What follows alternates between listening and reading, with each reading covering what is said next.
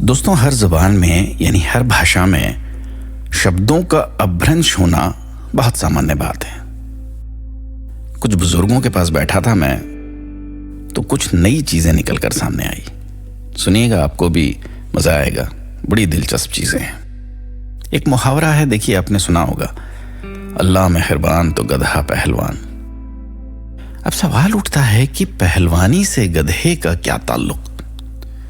पहलवान आदमी होता है, जानवर नहीं। दरअसल मूल मुहावरे में गधा नहीं गदा शब्द था। गदा, फारसी में गदा का अर्थ होता है भिखारी, अर्थात यदि अल्लाह मेहरबानी करे तो कमजोर भिखारी भी ताकतवर हो सकता है।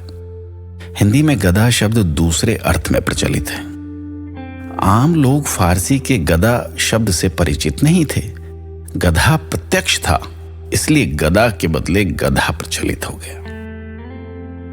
इसी तरह एक और मुहावरा है, अकल बड़ी या भैंस। अब अकल से भैंस का क्या रिश्ता? दरअसल इस मुहावरे में भैंस नहीं, वयस शब्द था। वयस शब्द का अर्थ होता है उम्र।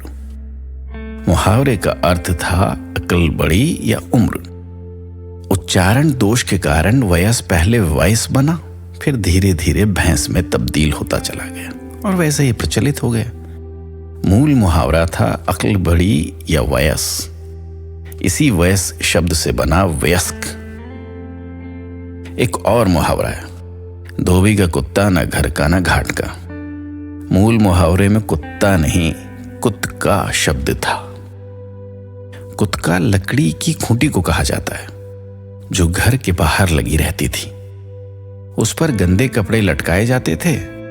धोबी उस कुत्के से गंदे कपड़े उठाकर घाट पर ले जाता और कपड़े धोने के बाद धुले कपड़े उसी कुत्के पर टांग कर चला आता।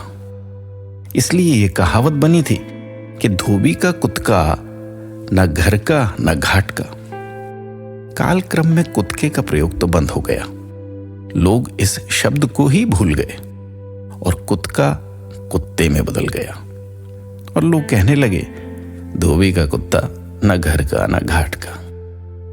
जबकि बेचारा कुत्ता धोबी के साथ घर में भी रहता है और घाट में भी रहता है ना? कमाल की चीजें।